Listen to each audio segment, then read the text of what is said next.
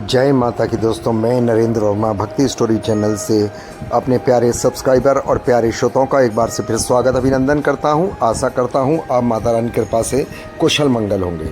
दोस्तों, आज मैं सुहागन महिलाओं की किस देवी की पूजा नहीं करनी चाहिए, किस देवी की पूजा करने से श्राप मिलता है महिलाओं को, आज मैं उसके बारे में बताऊंगा। कृपया आप ध्यानपूर्वक सुनने से पहले आपसे हाथ जोड़ के विनती करूंगा, प्यारे सब्सक्राइबर श्रोता, ब्लॉग को अधिक से अधिक लाइक करें, सब्सक्राइब करें, शेयर करें, बेल आइकॉन को प्रेस करें। I will request to YouTube please viral my blog. दोस्तों, जैसा कि हम जानते हैं, देवी पार्वती की पूजा हर सुहागन स्त्री अपने सुहाग और रक्षा सौभाग्य वृद्धि के लिए करती है, लेकिन देवी पार्वती का ही एक ऐसा रूप है जिनकी पूजा करने से सुहागन स्त्रियां डरती हैं। जी हाँ, इसका एक बड़ी वजह यह है कि दरअसल देवी पार्वती अपने इस रूप को एक विधवा स्त्री के रूप की तरह दिखती है और वैधव्य का प्रतीक मानी जाती है। सुहाग और वैधव्य का प्रभाव ना हो, इसलिए सुहागन स्त्रियों को इनकी पूजा नहीं करनी है। हालांकि दूर से इनके दर्शन करती हैं। देवी पार्वती के इस स्वरूप को धूमावती के नाम से जाना जाता है। देवी पार्वती सुहागन से विधवा कैसे बनी और क्यों धूमावती कहलाई, इसकी अजब गजब कथा है। एक बार आइए जानते हैं क्या है। जानने से पहले आपसे एक बार फिर रिक्वेस्ट करूंगा, प्लीज़ ब्लॉग को अधिक से अधिक लाइक करें, सब्सक्राइब करें। एक बार देवी पार्वती को बहुत तेज भूख लगी और वे अपने भगवान शिव से कुछ भोजन की मांग करती है। भगवान शिव पार्वती से कुछ समय प्रतीक्षा को बोलते हैं। भगवान शिव भोजन की तलाश में निकलते हैं और धीरे धीरे समय बीतने लगता है, परंतु भोजन की व्यवस्था नहीं होती। देवी पार्वती भूख से व्याकुल हो उठती है। भूख से व्याकुल देवी पार्वती जी शिव को ही निकल जाती है। जी हाँ, शिव को निकलते ही, माफ़ी चाहता हूँ, देवी पार्वती का स्वरूप विधवा जैसा हो जाता है।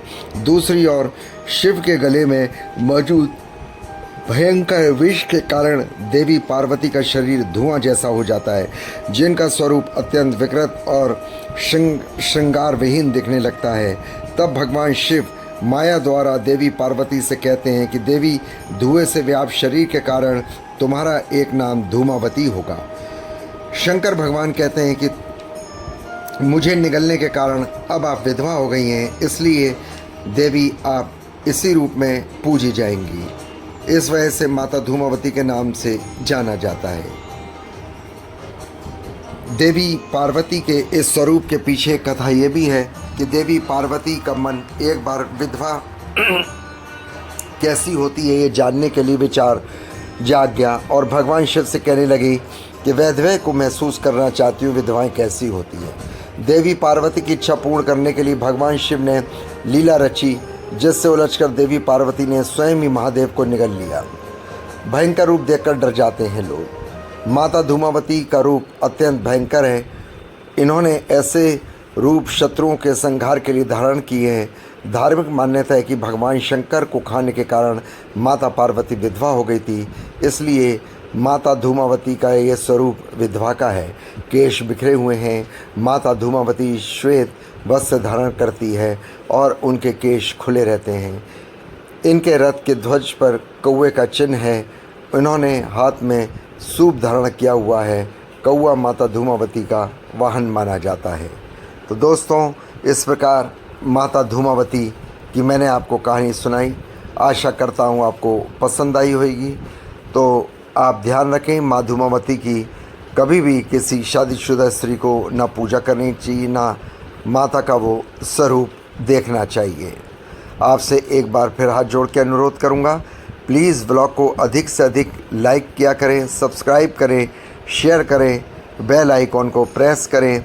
अपने आसपास सफाई का ध्यान बनाए रखें। कमेंट्स बॉक्स में जय माता की या ओम नमः शिवाय लिखकर पुण्य के भागी बने। यदि आप ब्लॉग को लाइक करते हैं, सब्सक्राइब करते हैं, ये एक धार्मिक ब्लॉग है, ये एंटरटेनमेंट ब्लॉग नहीं है, ये भगवान की कथाओं का ब्लॉग है। इसको आप जितना सब्सक्राइब, शेयर, बेल आइकॉन को प्रेस करेंगे, उतना ही आप पुण्य के भागी बनेंगे। प्लीज़ जय माता की, ओम नमः शिवाय।